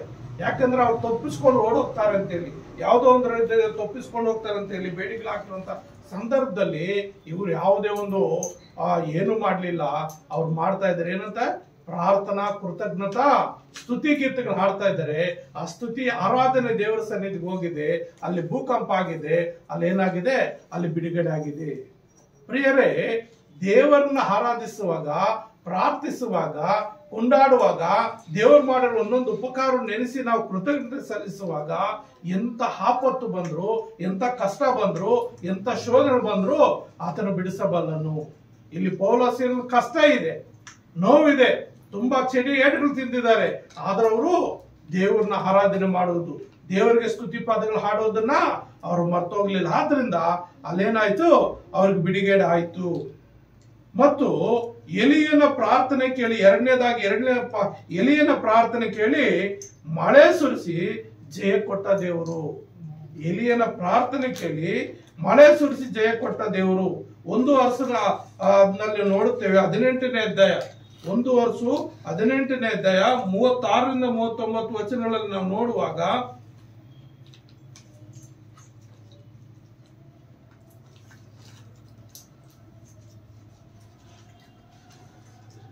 ಇಲ್ಲಿ ನಾವು ನೋಡ್ತೇವೆ 1 ವರ್ಷ 18ನೇ ಅಧ್ಯಾಯ 36ರಿಂದ 39 ವಚನಗಳಲ್ಲಿ ನಾವು ನೋಡ್ತೀವಿ. ಏನಂತ, ಸಂಧ್ಯಾನೈವೇದ್ಯ ಹೊತ್ತಿಗೆ ಪ್ರವಾದಿಯಾದ ಎಲಿಯನು ವೇದಿಯ ಹತ್ತಿರ ಬಂದು, ಅಬ್ರಹಾಂ, ಇಸಾಕ್, ಇಸ್ರಾಯೇಲರ ದೇವರೇ ಯೆಹೋವನೇ, ನೀನೊಬ್ಬನೇ ಇಸ್ರಾಯೇಲ ದೇವರಾಗಿತ್ತಿ ಎಂಬುದನ್ನು, ನಾನು ನಿನ್ನ ಸೇವಕನಾಗಿರ್ತೇನೆಂಬುದನ್ನು, ಇದನ್ನೆಲ್ಲ ನಿನ್ನ ಅಪ್ಪಣೆ ಮೇರೆಗೆ ಮಾಡಿದನೆಂಬುದನ್ನು ಇವತ್ತು ತೋರಿಸಿಕೊಡು. ಕಿವಿಗೊಡು ಯೆಹೋವನೇ, ಕಿವಿಗೊಡು. ಯೆಹೋವನಾದ ನೀನೊಬ್ಬನೇ ದೇವರು. ಈ ಜನರು ಮನಸ್ಸನ್ನು ನಿನ್ನ ಕಡೆಗೆ ತಿರುಗಿಸಿಕೊಳ್ಳುವವನು ಆಗಿರುತ್ತಿ ಎಂಬುದನ್ನು ಇವರಿಗೆ ತಿಳಿಯಪಡಿಸು ಎಂದು ಪ್ರಾರ್ಥಿಸಿದನು. ಕೂಡಲೇ ಯೆಹೋವನ ಕಡೆಯಿಂದ ಬೆಂಕಿ ಬಿದ್ದು ಯಜ್ಞ ಮಾಂಸವನ್ನು, ಕಟ್ಟಿಗೆ ಕಲ್ಲುಗಳನ್ನು ದಹಿಸಿಬಿಟ್ಟು ಕಾಲುವೆಯಲ್ಲಿದ್ದ ನೀರನ್ನೆಲ್ಲ ಹೀರಿಬಿಟ್ಟಿತು. ಜನರೆಲ್ಲರೂ ಅದನ್ನು ಕಂಡು ಬೋರ್ಲ ಬಿದ್ದು ಯೆಹೋವನೇ ದೇವರು, ಯೆಹೋವನೇ ದೇವರು ಎಂದು ಕೂಗಿದರು. ಹಲ್ಲೆಲೂಯಾ. ನನ್ನ ಸಹೋದರ ಸಹೋದರಿ, ಇಲ್ಲಿ ಏನಾಗ್ತಾ ಇದೆ ಅಂದ್ರೆ, ದೇವರು ದೊಡ್ಡ ಕಾರ್ಯ ಮಾಡ್ತಾ ಇದ್ದೇನೆ. ಇಲ್ಲಿ ಎಲಿಯನು ಏನಾಗ್ತದೆ ಅಂದ್ರೆ, 3.5 ವರ್ಷ ಮಳೆ ಬಾರಬಾರ್ದು ಅಂತ ಹೇಳಿ ಆ ದೇಶಕ್ಕೆ ಆಜ್ಞೆ ಕೊಟ್ಟು ಹೊರಟೋಗಿರ್ತಾನೆ. 3.5 ವರ್ಷ ಅವನು ಆ ಪ್ರಾಂತ್ಯಕ್ಕೆ ಬರೋದಿಲ್ಲ. ಮತ್ತೆ ದೇವರ ಆಜ್ಞೆ ಮೇರೆಗೆ ಮತ್ತೆ ಅದೇ ಪ್ರಾಂತ್ಯಕ್ಕೆ ಬಂದು ಅಲ್ಲಿನ ಜನರನ್ನ ಕಾಣಿಸ್ಕೊಂಡು, ಅರಸನ್ ಕಾಣಿಸ್ಕೊಂಡು ಅವನೇನ್ ಮಾಡ್ತಾನಂದ್ರೆ, ನೋಡ್ರಿ, ನೀವಿಷ್ಟು ಜನ ನಿಮ್ಮ ದೇವ್ರನ್ನ ಆರಾಧನೆ ಮಾಡುವಂತ ಜನರು ಇಷ್ಟಿದಿರಲ್ಲ, ನೀವೆಲ್ಲರೂ ಸೇರಿ ಒಂದು ಗುಂಪಾಗ್ರಿ, ನಾನೊಬ್ಬನೇ ಒಂದು ಗುಂಪಾಗ್ತೀನಿ. ನಾನೇನ್ ಮಾಡಿ, ನಿಮ್ಮ ದೇವರ ಮೊದಲು ಮಳೆ ಬರುವ ಹಾಗೆ ನೀವೇನ್ ಮಾಡ್ಬೇಕು, ನಿಮ್ಮ ಆಚಾರ ಪ್ರಕಾರ ಯಜ್ಞವೇದಿ ಕಟ್ರಿ, ಮತ್ತು ಹೋರಿಗಳನ್ನ ತಗೊಳ್ರಿ, ನಿಮ್ಗೆ ಇಷ್ಟವಾದ ಒಂದು ಹೋರಿ ತಗೊಳ್ರಿ, ಹೋಮ ಮಾಡ್ರಿ, ಮತ್ತು ನಿಮ್ ದೇವರಿಗೆ ಪ್ರಾರ್ಥನೆ ಮಾಡ್ರಿ. ಯಜ್ಞವೇದಿ ಕಟ್ಟಿ ಅದನ್ನ ಕಡಿದು ಹೋಮ ಮಾಡಿ, ಬೆಂಕಿ ಮಾತ್ರ ನೀವು ಹತ್ತಿಸಬಾರ್ದು. ಬೆಂಕಿ ನಿಮ್ಮ ದೇವರು ಕಳ್ಸಿಕೊಡ್ಬೇಕು. ನಿಮ್ ದೇವರ ಬೆಂಕಿನ ಕಳ್ಸಿಕೊಟ್ಟು ಅದು ಬೆಂಕಿ ಹತ್ತಿದ್ಕೊಂಡ್ರೆ, ಅದು ಹೋಮ ಆದ್ರೆ, ಅದೆಲ್ಲ ಸುಟ್ಟು ಭಸ್ಮ ಆದ್ರೆ ನಿಮ್ಮ ದೇವರು ನಿಜವಾದ ದೇವರು ಎಂಬುದಾಗಿ ನಾನು ನಂಬ್ತೀನಿ ಅಂತೇಳಿ, ಫಸ್ಟ್ ನೀವೆಲ್ಲ ಹೆಚ್ಚಿನ ಮಂದಿ ಇದ್ದೀರಲ್ಲ, ಎಷ್ಟು ಹೆಚ್ಚು ಕಡಿಮೆ ಅವರು ಎಷ್ಟು ಜನ ಇದ್ದಾರೆ ಅಂದ್ರೆ 850 ಜನ ಇದ್ದಾರೆ. ಆಶೇರ್ ದೇವತೆಯ 400 ಮಂದಿ ಮತ್ತು ಇಜಬೇಲ್ ಒಂದು ಬಾಳನ 450 ಮಂದಿ, ಬಾಳ ಎಂಬ ದೇವರು ಭಕ್ತರು 450 ಮಂದಿ, ಆಶೇರ್ ದೇವತೆಯ 400 ಮಂದಿ, 850 ಮಂದಿ ಪ್ರವಾದಿಗಳಿದ್ದಾರೆ, 850 ಮಂದಿ ಪೂಜಾರಿಗಳಿದ್ದಾರೆ. ಅವ್ರನ್ನೆಲ್ಲಾನು ನೀವೆಲ್ಲರೂ ಒಂದು ಗುಂಪಾಗಿ ನಿಮ್ಮ ದೇವ್ರಿಗೆ ಯಜ್ಞ ಮಾಡ್ರಿ, ನಿಮ್ಮ ದೇವ್ರ ಕರೀರಿ, ನಿಮ್ಮ ದೇವ್ರ ಕಡೆಯಿಂದ ಬೆಂಕಿ ಬಿದ್ದು ಆ ಯಜ್ಞವೇದಿ ಹತ್ಕೋಬೇಕು ಅಂತ ಹೇಳುವಾಗ ಅವರು ಅವ್ರವ್ರ ಆಚಾರ ಪ್ರಕಾರ ಏನೇನ್ ಮಾಡ್ಬೇಕೆಲ್ಲ ಯಜ್ಞವೇದಿ ಕಟ್ಟಿ ಓರಿನ ಕಡ್ದು ಅದರ ಮೇಲೆ ಇಟ್ಟು ಅವರು ಅವ್ರ ದೇವ್ರನ್ನ ಪ್ರಾರ್ಥನೆ ಮಾಡ್ತಾ ಇದ್ದಾರೆ. ಯಾವಾಗಿನಿಂದ? ಬೆಳಗಿನಿಂದ ಸಂಧ್ಯಾ ನೈವೇದ್ಯ ಅಂದ್ರೆ ಸುಮಾರು 3 ಗಂಟೆ ತನಕ ಅವರು ಪ್ರಾರ್ಥನೆ ಮಾಡ್ತಾ ಇದ್ದಾರೆ. ಕತ್ತಿಗಳು ತಗೊಂಡು ಹೊಡ್ಕೊಳ್ತಾ ಇದ್ದಾರೆ. ಒಂದು ವೇಳೆ ನಿಮ್ಮ ದೇವರು ನಿದ್ದೆ ಮಾಡಿದಾರನೋ, ಒಂದು ವೇಳೆ ನಿಮ್ ದೇವ್ರ ಪ್ರಯಾಣದಲ್ಲಿದ್ದಾನೋ ಎಚ್ಚರಿಸ್ರಿ, ಎಬ್ಬರಿಸ್ರಿ ಅಂತೇಳಿ ಆ ಎಲಿಯನು ಅವ್ರನ್ನ ಮಾತಾಡ್ತಾ ಇದ್ದಾನೆ, ಅವ್ರನ್ನ ಕೇಳ್ತಾ ಇದ್ದಾನೆ. ಏನು ಮಾಡಿದ್ರು ಅಲ್ಲಿ ಏನಾಗ್ತಾ ಇದೆ? ಉತ್ತರ ಸಿಗ್ತಾ ಇಲ್ಲ. ಅವ್ರ ದೇವ್ರ ಕಡೆಯಿಂದ ಬೆಂಕಿ ಬರ್ತಾ ಇಲ್ಲ. ನಾವು 27ನೇ ವಚನದಲ್ಲಿ 26-27ನೇ ವಚನದಲ್ಲಿ ನಾವು ನೋಡುತ್ತೇವೆ, ಅವರು ತರಲ್ಪಟ್ಟ ಹೋರಿಗಳಲ್ಲೊಂದನ್ನು ತೆಗೆದುಕೊಂಡು ಸಿದ್ಧಪಡಿಸಿ ತಮ್ಮ ದೇವರಾದ ಬಾಳನಿಗೆ ಹೆಸರು ಹೇಳಿ, ಬಾಳನೆ ನಮಗೆ ಕಿವಿಗೊಡು ಎಂದು ಒತ್ತಾರೆಯಿಂದ ಮಧ್ಯಾಹ್ನದವರು ಕೂಗಿದರು. ಆಕಾಶವಾಣಿ ಆಗಲಿಲ್ಲ. ಅವರ ಸುತ್ತಲೂ ಅವರು ವೇದಿಯ ಸುತ್ತಲೂ ಕುಣಿದಾಡಿದರು, ಯಾರು ಉತ್ತರ ದಯಪಾಲಿಸಲಿಲ್ಲ.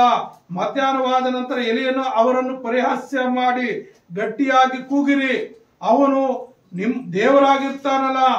ಈಗ ಒಂದು ವೇಳೆ ಧ್ಯಾನದಲ್ಲಿರಬಹುದು, ಇಲ್ಲವೇ ಯಾವುದೋ ಕೆಲಸದಲ್ಲಿ ಅಥವಾ ಪ್ರಯಾಣದಲ್ಲಿರಬೇಕು. ಅದು ಇಲ್ಲದಿದ್ದರೆ ನಿದ್ದೆ ಮಾಡುತ್ತಿದ್ದಾನು, ಎಚ್ಚರವಾಗಬೇಕು ಎಂದು ಹೇಳಿದನು. ಅವರು ಗಟ್ಟಿಯಾಗಿ ಕೂಗಿ ತಮ್ಮ ಪದ್ಧತಿ ಪ್ರಕಾರ ಈಟಿ ಕತ್ತಿಗಳಿಂದ ರಕ್ತ ಸೋರುವಷ್ಟು ಗಾಯ ಮಾಡಿಕೊಂಡ್ರು. ಮಧ್ಯಾಹ್ನದಿಂದ ನೈವೇದ್ಯದ ಸಮರ್ಪಣೆ ಹೊತ್ತಿನವರೆಗೂ ಪರವಶರಾಗಿ ಕೂಗುತ್ತಾ ಇದ್ದರು. ಆದರೂ ಆಕಾಶನ ಆಗಲಿಲ್ಲ, ಯಾವನವರಿಗೆ ಉತ್ತರ ಕೊಡಲಿಲ್ಲ, ಅವರನ್ನು ಲಕ್ಷಿಸಲಿಲ್ಲ. ಅವರು ಸಂಧ್ಯಾ ನೈವೇದ್ಯದವರೆಗೂ ಸುಮಾರು 3 ಗಂಟೆ ತನಕ ಅವರು ಪ್ರಯಾಸ ಪಟ್ಟಿದ್ದಾರೆ. ಈಟಿ ಕತ್ತಿಗಳು ತಗೊಂಡು ಅವರು ಮೈಮೇಲೆಲ್ಲ ಬರೆಗಳು ಹೇಳ್ಕೊಂಡಿದ್ದಾರೆ, ಕುಯ್ಕೊಂಡಿದ್ದಾರೆ, ರಕ್ತ ಬಂದಿದೆ. ಏನು ಬಂದ್ರು ಅವರ ದೇವ್ರ ಉತ್ತರ ಕೊಡ್ಲಿಲ್ಲ. ಆಮೇಲೆ ಎಲಿಯನ್ ಏನ್ ಮಾಡ್ತಾನೆ, ಇಸ್ರಾಯೇಲರು ಅಂದ್ರೆ 12 ಜನ, 12 ಗೋತ್ರಗಳ ಸಂಖ್ಯೆಗೆ ಅನುಸಾರವಾಗಿ 12 ಕರುಳುಗಳು ತೆಗೆದುಕೊಂಡು ಅದನ್ನ ಯಜ್ಞ ವೇದಿಯನ್ನು ಕಟ್ಟಿ ಅಲ್ಲಿ ಒಂದು ಹೋರಿ ತೆಗೆದುಕೊಂಡು ಅದರ ಮೇಲೆ ಕಟ್ ಮಾಡಿ ಅದನ್ನು ಒದಿಸಿ ಅಲ್ಲೆಲ್ಲ ನೀರು ತುಂಬಿ ಆ ಕಟ್ಟಿಗೆ ಮೇಲೆ ನೀರು ಹಾಕಿ ಆ ಮಾಂಸದ ಮೇಲೆ ನೀರು ಹಾಕಿ ಸುತ್ತಲೂ ಕಾಲುವೆ ತೋಡಿ ಚೆನ್ನಾಗಿ ನೀರು ತುಂಬುವಂತೆ ಮಾಡಿ ಬೇಕಾದಷ್ಟು ನೀರು ತುಂಬಿಸಿ ಅಲ್ಲಿ ದೇವರನ್ನ ಪ್ರಾರ್ಥನೆ ಮಾಡ್ತಾ ಇದ್ದಾನೆ. ಏನಂತ? ನೀನೇ ದೇವರೆಂಬುದಾಗಿ ಇವತ್ತು ತೋರಿಸ್ಕೊಡು, ನೀನೊಬ್ಬನೇ ಇಸ್ರಾಯೇಲ್ ದೇವರಾಗಿತ್ತಿ ಎಂಬುದನ್ನು, ನಾನು ನಿನ್ನ ಸೇವಕನಾಗಿರುತ್ತೇನೆಂಬುದು ಇದೆಲ್ಲ ನಿನ್ನ ಅಪ್ಪಣೆ ಮೇರೆಗೆ ಮಾಡಿದನೆಂಬುದಾಗಿ ಇವತ್ತು ತೋರಿಸ್ಕೊಡು, ಕಿವಿಗೊಡು ಅಂತೇಳಿ ಆತನ ಪ್ರಾರ್ಥನೆ ಮಾಡುವಾಗ 38ನೇ ವಚನ ನೋಡ್ತೀವಿ. ಕೂಡಲೇ ಯೆಹೋವನ ಕಡೆಯಿಂದ ಬೆಂಕಿ ಬಿದ್ದು, ಅಂದ್ರೆ ದೇವರು ಪರಲೋಕದಲ್ಲಿದ್ದಾನೆ, ಪರಲೋಕದಿಂದ ಆ ಯಜ್ಞವೇದಿ ಮೇಲೆ ಬೆಂಕಿ ಬಿದ್ದು ಅದೆಲ್ಲ ದಹಿಸಿಬಿಡ್ತು, ಎಲ್ಲ ಬೆಂಕಿ ಆಯ್ತು. ಮತ್ತು ಅದೆಲ್ಲ ಆ ನೀರು ಏನೇನಿತ್ತು ಅದೆಲ್ಲ ಸುಟ್ಟು ಭಸ್ಮ ಆಗಿ ಒಣನೆಲ್ಲ ಆಗೋಯ್ತು. ಮತ್ತು ಆ ಮಾಂಸ ಎಲ್ಲ ಸುಟ್ಟು ದೇವರಿಗೆ ನೈವೇದ್ಯವಾಗಿ ಮೇಲಕ್ಕೆ ಹೋಗ್ಬಿಡ್ತು. ಅವಾಗ ಇಸ್ರಾಯೇಲರೆಲ್ಲ ಏನ್ ಮಾಡ್ತಾ ಇದ್ದಾರೆ, ಅವರು ಯೆಹೋವನೇ ದೇವರು, ಯೆಹೋವನೇ ದೇವರು, ಯೆಹೋವನೇ ದೇವರು ಅಂತೇಳಿ ಅವ್ರು ಆರ್ಭಟಿಸ್ತಾ ಇದ್ದಾರೆ. ಆದ್ರಿಂದ ಪ್ರಿಯ ನನ್ನ ಸಹೋದರಿ ಏನ್ ಮಾಡ್ತಾ ಇದ್ದಾರೆ, ಬೋರ್ಲ ಬಿದ್ದು ಅವ್ರು ಏನ್ ಮಾಡ್ತಾರೆ, ದೇವ್ರಿಗೆ ಅಡ್ಡ ಬಿದ್ದು ಬಿಟ್ಟಿದ್ದಾರೆ. ಭೂಮಿ ಮೇಲೆ ಬೋರ್ಲ ಬಿದ್ದು, ಯಪ್ಪಾ ನೀನೇ ದೇವರು, ನೀನೇ ದೇವರು, ನಾವು ಇಷ್ಟುವರೆಗೂ ನಿನ್ನ ನಂಬದೆ ಬೇರೆ ಕಡೆ ಹೋಗ್ಬಿಟ್ವಿ, ನಮ್ ಕ್ಷಮಿಸು ಅಂತೇಳಿ ದೇವ್ರನ್ನ ಹೊಗಳ್ತಾ ಇದ್ದಾರೆ. ಅಂದ್ರೆ ಪ್ರಿಯರೇ, ದೇವರು ಏನ್ ಮಾಡ್ತಾನೆ, ಮಳೆ ಸುರಿಸ್ತಾನೆ. ಮುಂದಕ್ಕೆ ನಾವು ನೋಡುವಾಗ ಅಲ್ಲಿ ಯಜ್ಞವೇದಿ ಕಟ್ಟಿ ಆದ ನಂತರ ಎಲಿಯನು 7 ಸಾರಿ ದೇವರಿಗೆ ಮೊಣಕಾಲೂರಿ ಪ್ರಾರ್ಥಿಸುವಾಗ ಆಕಾಶದಲ್ಲಿ ಸಮುದ್ರದಲ್ಲಿ ಒಂದು ಅಂಗೈ ಅಗಲ ಮೋಡ ಎಬ್ಬಿಸಲ್ಪಡ್ತದೆ. ಅಂಗೈಯಷ್ಟು ಮೋಡ ಎಬ್ಬಿದಾಗ ಆ ದೇವರು ಇಲ್ಲಿ ಮಳೆ ಸುರಿಸ್ತಾನೆ, ದೇವರು ಅದ್ಭುತ ಮಾಡ್ತಾನೆ ಅಂತ ರಾಜನ್ಗೆ ಹೇಳ್ತಾನೆ, ರಾಜನೇ ನೀನ ರಥ ಹತ್ಕೊಂಡು ಬೇಗ ಬೇಗ ಹೋಗ್ಬಿಡು, ಮಳೆ ಸೇರ್ಕೋ, ಯಾಕಂದ್ರೆ ಮಳೆ ಬಂದ್ಬಿಡ್ತದೆ ಅಂತೇಳಿ ಅವನು ಆ ರಥದ ಹಿಂದ್ಗಡೆ ಸೊಂಟಕ್ಕೆ ಬಟ್ಟೆ ಕಟ್ಕೊಂಡು ಅವನು ಕೂಡ ಎಲ್ಲಿ ಕೂಡ ಜೋರಾಗಿ ಓಡಿ ಊರು ಸೇರೋಷ್ಟ್ರಲ್ಲಿ ಜೋರಾದ ಮಳೆ ಬಂದ್ಬಿಡ್ತು. 3.5 ವರ್ಷ ಮಳೆ ಬಂದಿರ್ಲಿಲ್ಲ. ಮತ್ತು ಎಲಿಯನ ಪ್ರಾರ್ಥನೆ ಕೇಳಿ ಅಲ್ಲಿ ನಿಜವಾದ ದೇವರು ಯೆಹೋವ ದೇವರೇ, ನಿಜವಾದ ದೇವರು ಯೆಹೋವ ದೇವರೇ, ಆತನೇ ರಕ್ಷಕನು, ಆತನಿಗೆ ಅಸಾಧ್ಯವಾದ ಯಾವುದಿಲ್ಲ ಅಂತ ತೋರಿಸ್ಕೊಟ್ಟನು ಮತ್ತು ಮಳೆಯನ್ನು ಸುರಿಸಿದನು. ಆಮೇಲೆ ಎಲ್ಲ ಬೆಳೆಗಳ ಹಾಗೆ ಅವರೆಲ್ಲ ಸಮೃದ್ಧಿಯಾಗಿ ಜೀವಿಸಲಿಕ್ಕೆ ಅನುಕೂಲ ಆಯಿತು. ಅಂದ್ರೆ ದೇವರು ಕಷ್ಟ ಕಾಲದಲ್ಲಿ ಪ್ರಾರ್ಥಿಸುವಂತ ಪ್ರಾರ್ಥನಾ ವೀರರ ಪ್ರಾರ್ಥನೆ ಕೇಳಿ ಅವ್ರನ್ನ ಕಷ್ಟದಿಂದ ಪೌಲೋಸ್ಯರನ್ನು ರಕ್ಷಿಸಿದ. ಇಲ್ಲಿ ಆಹಾರ ಇಲ್ಲದೆ 3.5 ವರ್ಷ ನೀರಿಲ್ಲದೆ ಆಹಾರ ಇಲ್ಲದೆ ಬೆಳೆಗಳಿಲ್ಲದೆ ಎಷ್ಟೋ ಕಷ್ಟ ಪಡ್ತಿರುವಂತವ್ರಿಗೆ ಎಲಿಯನ ಒಂದು ಪ್ರಾರ್ಥನೆ ಕೇಳಿ ದೇವರು ಅತ್ಯುತ್ತಮವಾದ ಮಳೆಯನ್ನು ಕೊಟ್ಟು ಬೆಳೆಗಳನ್ನು ಕೊಟ್ಟು ಆ ದೇಶದಲ್ಲಿ ಜನರ ಹಾಳಾಗದ ಹಾಗೆ ಜನರನ್ನ ಮತ್ತೆ ಅವ್ರು ಬದುಕುವ ಹಾಗೆ ದೇವರು ಸಹಾಯ ಮಾಡಿದೆ ಎಂಬುದಾಗಿ ನಾವು ನೋಡ್ತಾ ಇದ್ರಿ. ಹೌದ್ರಿ, ನಾವು ದೇವರು ಪ್ರಾರ್ಥಿಸುವಾಗ, ದೇವರ ಆಜ್ಞೆಯನ್ನು ಕೈಕೊಂಡು ನಡೆಯುವಾಗ ದೇವರು ಖಂಡಿತ ನಮ್ಮೆಲ್ಲರ ಜೀವಿತದಲ್ಲಿ ಆತನ ಕಾರ್ಯಗಳು ಮಾಡ್ತಾನೆ. ಖಂಡಿತವಾಗ್ಲು ನೋಡಿ, ಇಲ್ಲಿ ಎಲಿಯನು ಒಬ್ಬನೇ ಇದ್ದಾನೆ, ಇವರು ಪ್ರವಾದಿಗಳು 850 ಜನ ಇದ್ದಾರೆ. ಎಲಿಯನು ಒಬ್ಬನೇ ಇದ್ದಾನೆ, ಪ್ರವಾದಿಗಳು 850 ಜನ. ಅವರು ದೇವರಿಗೆ ಮೈ ಕೊಯ್ಕೊಂಡ್ರು, ಕುಣಿದಾಡಿದ್ರು, ಮರ ಇಟ್ರು, ಏನೇನೋ ಮಾಡಿದ್ರು. ಏನು ಮಾಡಿದ್ರು ಅವರ ದೇವರು ಉತ್ತರ ಕೊಡ್ಲಿಲ್ಲ. ಅಂದ್ರೆ ಆ ದೇವರಲ್ಲಿ ಜೀವವಿಲ್ಲ, ಅವರ ದೇವರಲ್ಲಿ ಜೀವವಿಲ್ಲ. ಕೈಯುಂಟು ಕೆಲಸ ಮಾಡಲ್ಲ, ಕಣ್ಣುಂಟು ನೋಡುವುದಿಲ್ಲ, ಕಿವಿಯುಂಟು ಕೇಳೋದಿಲ್ಲ, ಕಾಲುಂಟು ನಡೆಯುವುದಿಲ್ಲ, ಗಂಟಲುಂಟು ಅದರಲ್ಲಿ ಸ್ವರವೇ ಇಲ್ಲ. ಅಂತ ದೇವರುಗಳ ಅನೇಕರು ಆರಾಧನೆ ಮಾಡುವವರಾಗಿದ್ದಾರೆ. ಆದರೆ ನಾನು ಬೆಳಿಗ್ಗೆ ಒಂದು ಕಡೆ ನೋಡ್ಬೇಕಾದ್ರೆ ಎಲ್ಲೋ ಒಂದು ಕಡೆ ಪೂಜೆ ಮಾಡ್ತಾ ಇದ್ದಾರೆ. ಪೂಜೆ ಮಾಡ್ತಾ ಮೈಕ್ ಸ್ಪೀಕರ್ ಬಾಕ್ಸ್ ಅದು ದೇವರು ಅಂತೇಳಿ ಅದಕ್ಕೂ ಹೂವು ಇಟ್ಟು ಹೋಗ್ತಾ ಇದ್ದಾರೆ, ಅದನ್ನು ಕೈ ಮುಗಿದುಕೊಂಡು ಹೋಗ್ತಾ ಇದ್ದಾರೆ.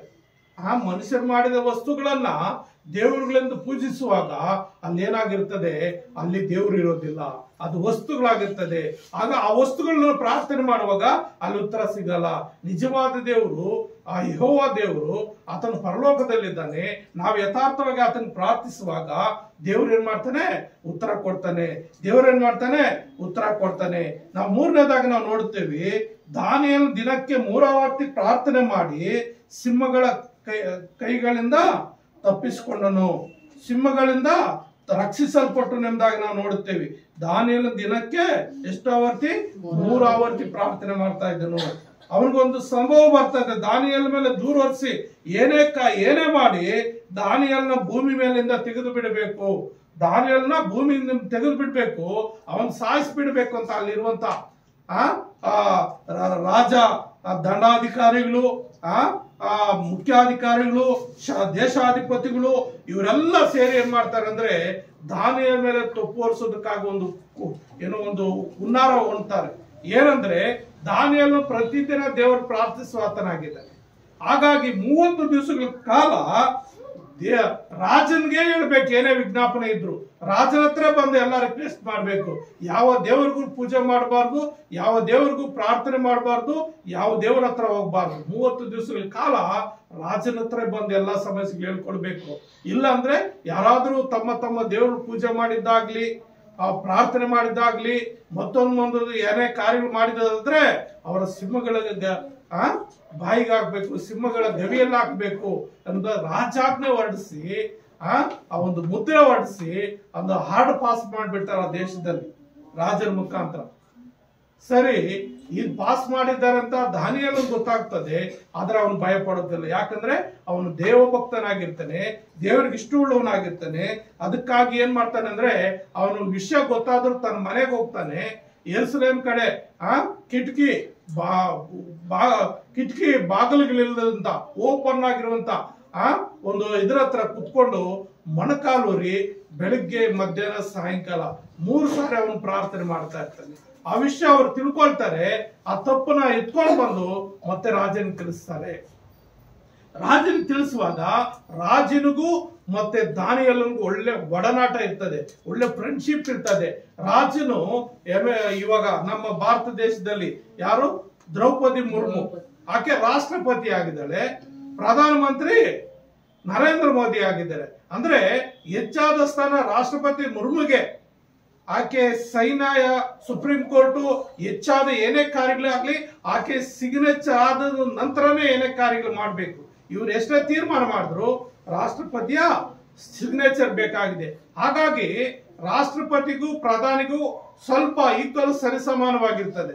ಅಷ್ಟೊಂದು ಜವಾಬ್ದಾರಿ ದಾನಿಯೇಲನು ಕೂಡ ಆ ರಾಜನ ಕೊಟ್ಟಿರ್ತಾನೆ ಮತ್ತು ಆ ಒಡಂಬಡಿಕೆ ಇರ್ತದೆ ಅವರಿಬ್ಬರ ಮಧ್ಯದಲ್ಲಿ. ಹಾಗಾಗಿ ಈ ದಾನಿಯೇಲನ ತಪ್ಪಿಸಬೇಕೆಂಬುದಾಗಿ ಆ ಸಿಂಹದ ಗವಿಯಲ್ಲಿ ಹಾಕದೆ ತಪ್ಪಿಸ್ಬೇಕಂತೇಳಿ ಏನೇನೋ ಪ್ರಯತ್ನ ಮಾಡ್ತಾರೆ. ಏನ್ ಪ್ರಯತ್ನ ಮಾಡಿದ್ರು ಆ ದೇಶಾಧಿಪತಿಗಳೆಲ್ಲ ಏನ್ ಮಾಡ್ತಾರೆ ಅಂದ್ರೆ, ನೀನು ಆಜ್ಞೆ ಮಾಡಿದ್ದು ಈ ಪಾರ್ಟಿ ದೇಶದಲ್ಲಿ ಪಾರ್ಸಿಯರಲ್ಲಿ ಏನ್ ಮಾಡ್ಬೇಕು, ಮೇದರಲ್ಲಿಯೂ ಪಾರ್ಸಿಯಲ್ಲಿಯೂ ಈ ಧರ್ಮಸೂತ್ರ ಅಳಿಸಬಾರ್ದು. ಒಂದು ಸಾರಿ ರಾಜಮುದ್ರೆ ಬಿದ್ದ ಮೇಲೆ ಅದೆಂತ ಕಷ್ಟಕರವಾದಿದ್ರು ಆ ದುಃಖಕರವಾಗಿದ್ರು ಅದನ್ನ ನೆರವೇರ್ಬೇಕು.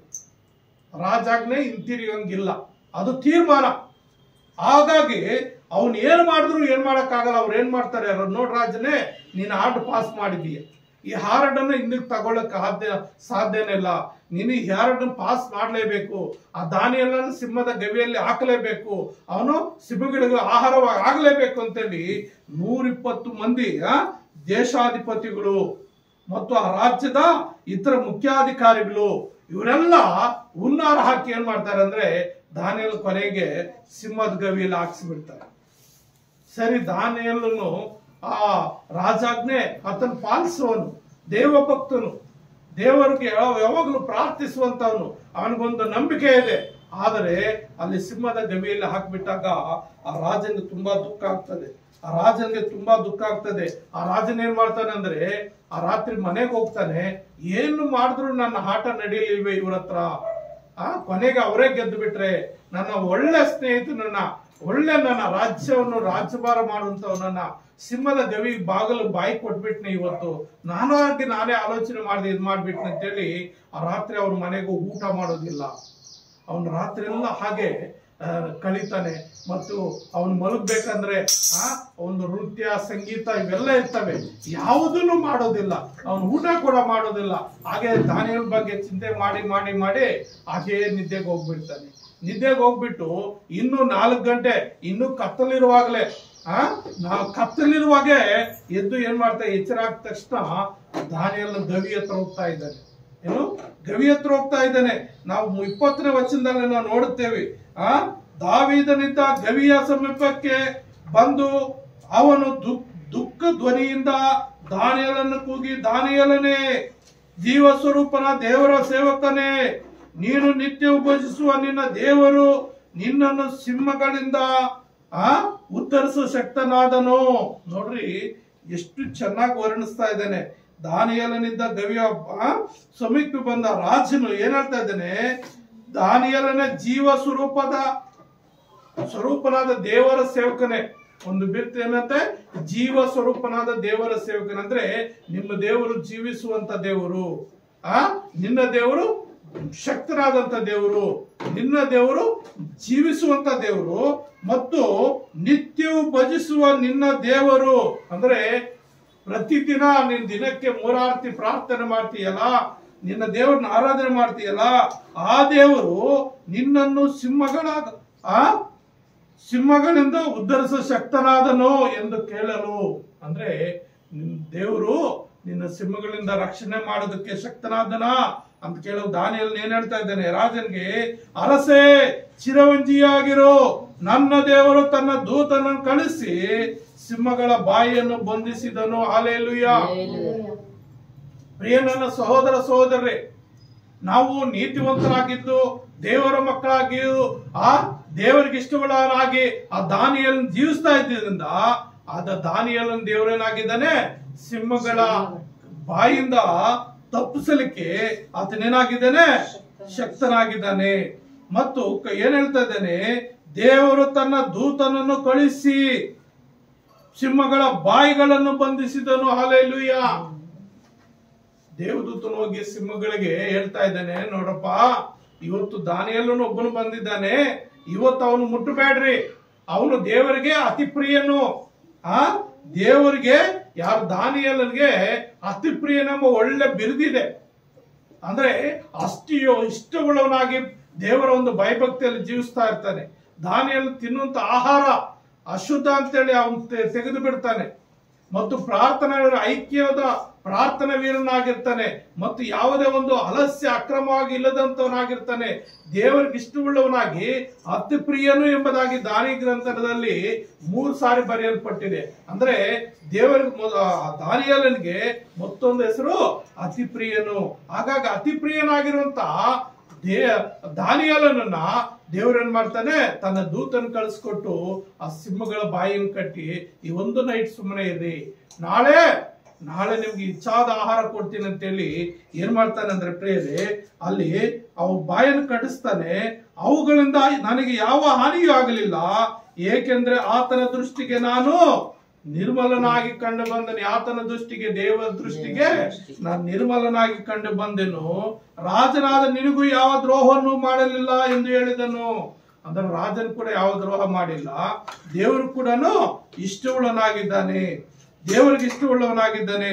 ಆದ್ರಿಂದ ಪ್ರಿಯರೇ, ಅಲ್ಲೇನಾಗುತ್ತಂದ್ರೆ ದಾನಿಯೇಲನ ಆ ಗವಿಯಿಂದ ಮೇಲಕ್ಕೆ ಎಬ್ಬಿಸ್ತಾನೆ ರಾಜನು. ಮೇಲಕ್ಕೆ ಎಬ್ಬಿಸಿ ಯಾರು ದಾನಿಯೇಲನ ಮೇಲೆ ದೂರು ಹೊರಿಸಿರ್ತಾರೋ ಅವರನ್ನ ನಾವು ನೋಡ್ತೀವಿ. 24ನೇ ವಚನ, ದಾನಿಯೇಲ 6:24 ಏನ್ ಹೇಳುತ್ತೆ, ಹೊರಿಸಿದವರನ್ನು ತಂದು ಅವರನ್ನು ಅವರ ಹೆಂಡತಿ ಮಕ್ಕಳನ್ನು ಸಿಂಹಗಳ ಗವಿಯಲ್ಲಿ ಹಾಕಿಬಿಟ್ಟರು. ಅವರು ಗವಿಯ ಅಡಿಯನ್ನು ಮುಟ್ಟುವುದರೊಳಗೆ ಸಿಂಹಗಳು ಅವರ ಮೇಲೆ ಹಾರಿ ಅವರ ಎಲ್ಲಾ ಎಲುಬುಗಳನ್ನು ಚೂರು ಚೂರು ಮಾಡಿದವು. ನೋಡ್ರಿ, ದಾನಿಯೇಲನ ಮೇಲಕ್ಕೆ ಎತ್ತಿದ್ದಾರೆ. ನಂತರ ಎಷ್ಟು ಜನ ಇದ್ದಾರೆ ಅಂದ್ರೆ ಅವರು, ನಾವು 6ನೇ ಅಧ್ಯಾಯ 1ನೇ 2ನೇ ವಚನದಲ್ಲಿ ನೋಡುತ್ತೇವೆ, 120 ಮಂದಿ ದೇಶಾಧಿಪತಿಗಳು.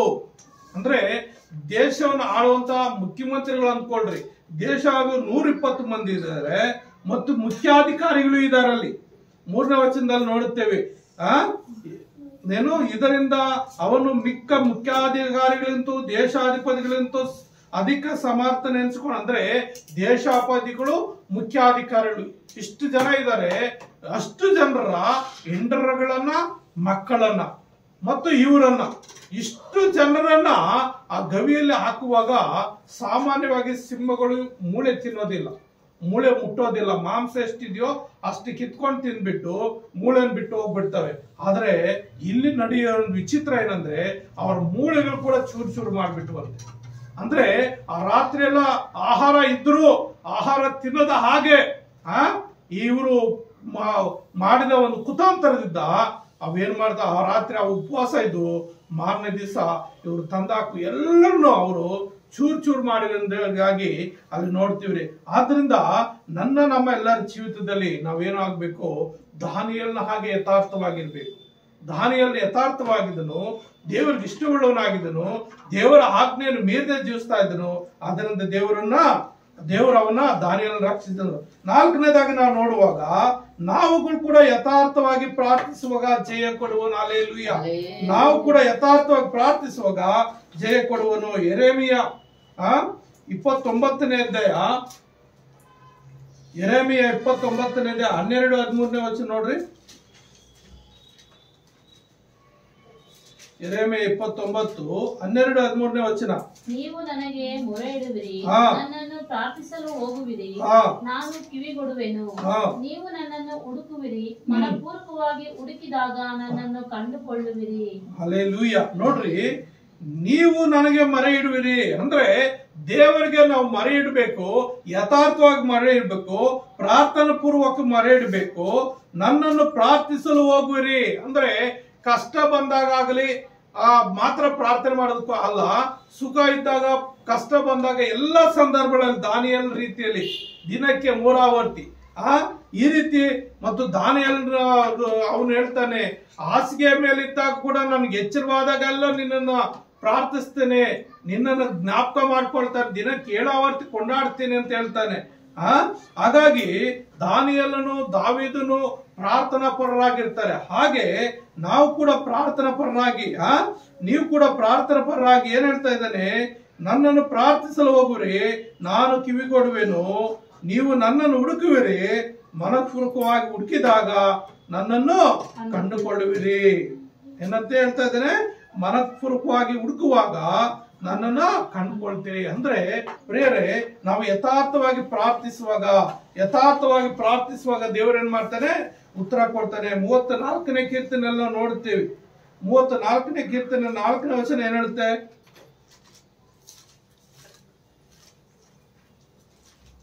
34ನೇ ಕೀರ್ತನೆ 4ನೇ ವಚನ, ನಾನು ಯೆಹೋವನ ಸನ್ನಿಧಿಯಲ್ಲಿ ಬೇಡಿಕೊಳ್ಳಲು ಆತನು ಸದುತ್ತರವನ್ನು ಕೊಟ್ಟು ಎಲ್ಲಾ ಭೀತಿಯಿಂದ ನನ್ನನ್ನು ತಪ್ಪಿಸಿದನು. ಹಲ್ಲೆಲೂಯಾ. ನೋಡ್ರಿ, ನಾನು ಯೆಹೋವನ ಸನ್ನಿಧಿಯಲ್ಲಿ ಬೇಡಿಕೊಳ್ಳಲು ಆತನು ಸದುತ್ತರವನ್ನು ಕೊಟ್ಟು ಎಲ್ಲಾ ಭೀತಿಯಿಂದ ನನ್ನನ್ನು ತಪ್ಪಿಸಿದನು. ಪ್ರಿಯ ನನ್ನ ಸಹೋದರ ಸಹೋದರಿ, ದೇವರ ಸನ್ನಿಧಿಯಲ್ಲಿ ಪ್ರಾರ್ಥಿಸುವಾಗ, ದೇವರ ಸನ್ನಿಧಿಗೆ ಬಂದು ಪ್ರಾರ್ಥಿಸುವಂತಹ ಪ್ರತಿಯೊಬ್ಬ ಪ್ರಾರ್ಥನೆ ದೇವರು ಕೇಳ್ತಾನೆ. ಪ್ರತಿಯೊಬ್ಬ ಪ್ರಾರ್ಥನೆ ಕೇಳಿ ಅವ್ರು ಏನು ಬೇಡ್ತಾರೋ ಎಲ್ಲ ಭೀತಿಯಿಂದ ಏನ್ ಮಾಡ್ತಾನೆ. ಅವ್ರಿಗೆ ಯಾವ್ಯಾವ ಭೀತಿ ಅಂದ್ರೆ ಭಯ. ಅನೇಕರಿಗೆ ಒಂದು ಸಣ್ಣ ಸೌಂಡ್ ಬಂದ್ರು ಭಯ ಪಡ್ತಾರೆ. ಅನೇಕರು ಸಣ್ಣ ವಿಷಯ ಗೊತ್ತಾದ್ರೂ ಭಯ ಪಡ್ತಾರೆ. ಏನೇ ಭಯ ಇರ್ಲಿ, ಏನೇ ಭೀತಿ ಇರ್ಲಿ, ಎಲ್ಲದರಿಂದ ತಪ್ಪಿಸಲಿಕ್ಕೆ ಆತನ ಶಕ್ತನಾಗಿದ್ದಾನೆ.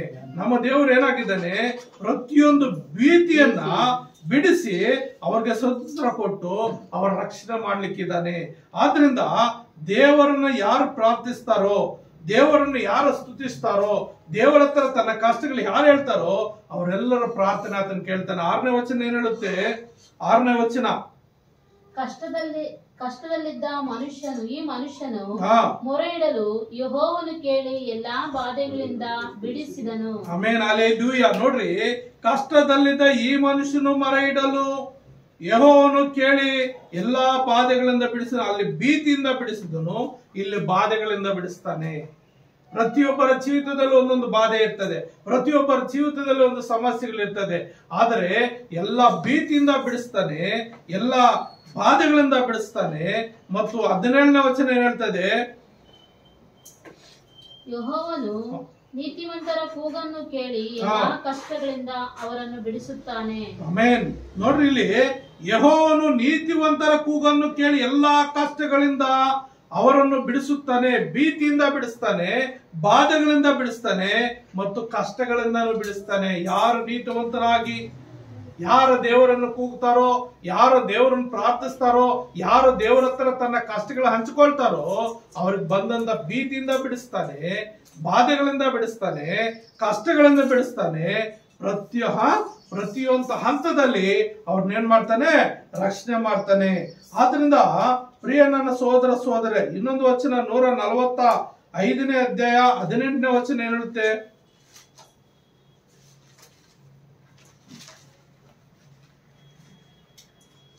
145ನೇ ಕೀರ್ತನೆ 18ನೇ ವಚನ, ಯೆಹೋವನಿಗೆ ಮೊರೆ ಇಡುವವರು ಯಥಾರ್ಥವಾಗಿ ಮೊರೆ ಇಡುವುದಾದರೆ ಆತನು ಹತ್ತಿರವಾಗಿಯೇ ಇದ್ದಾನೆ.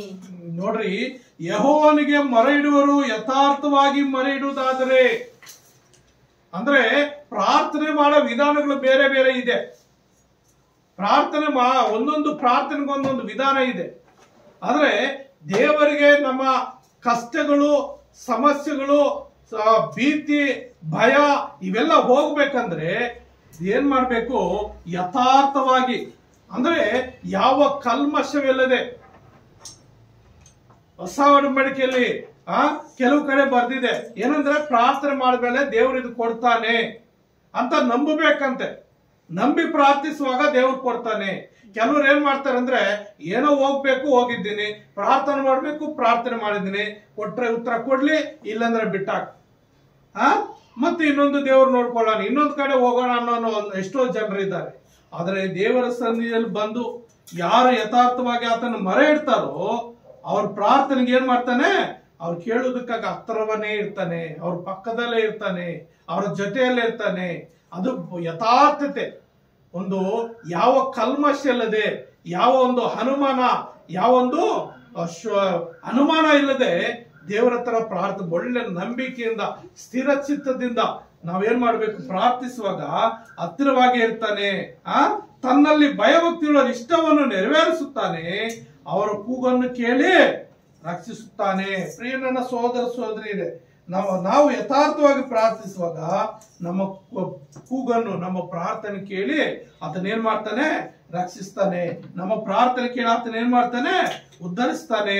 ಮತ್ತು 20ನೇ ವಚನ ಹೇಳ್ತದೆ, ಯೆಹೋವನು ತನ್ನನ್ನು ಪ್ರೀತಿಸುವರೆಲ್ಲರನ್ನು ಕಾಪಾಡುತ್ತಾನೆ, ಆದರೆ ಎಲ್ಲಾ ದುಷ್ಟರನ್ನು ಸಂಹರಿಸುತ್ತಾನೆ. ಹಲ್ಲೆಲೂಯಾ. ಪ್ರಿಯರೇ, ದೇವರನ್ನು ಪ್ರೀತಿ ಮಾಡುವಾಗ ದೇವರು ನಮ್ಮನ್ನು ಕಾಪಾಡ್ತಾನೆ. ದೇವರು ನಿನ್ನನ್ನು ಕಾಪಾಡ್ತಾನೆ. ದೇವರು ನಿನ್ನನ್ನು ರಕ್ಷಿಸ್ತಾನೆ. ದೇವರು ನಿನ್ನ ಆಧರಿಸ್ತಾನೆ, ಸಂತೈಸ್ತಾನೆ, ನಿನ್ನ ಜೊತೆ ಇದ್ದು ಆತ ನಿನ್ನನ್ನು ಕಾಪಾಡುವ ಆತನಾಗಿದ್ದಾನೆ. ಆದ್ರೆ ದುಷ್ಟರನ್ನ ಏನ್ ಮಾಡ್ತಾನೆ? ಸಂಹಾರ ಮಾಡ್ತಾನೆ. ಅದನ್ನ ಪ್ರಿಯರ, ನಮ್ಮ ಪ್ರಾರ್ಥನೆಗೆ ಉತ್ತರ ಕೊಡುವಂತ ದೇವರು ಪೌಲಸಿಲ್ಲರು ಪ್ರಾರ್ಥಿಸುವಾಗ ಉತ್ತರ ಕೊಟ್ಟಿದ್ದಾನೆ, ಅವ್ರನ್ನ ರಕ್ಷಣೆ ಮಾಡಿದ್ದಾನೆ.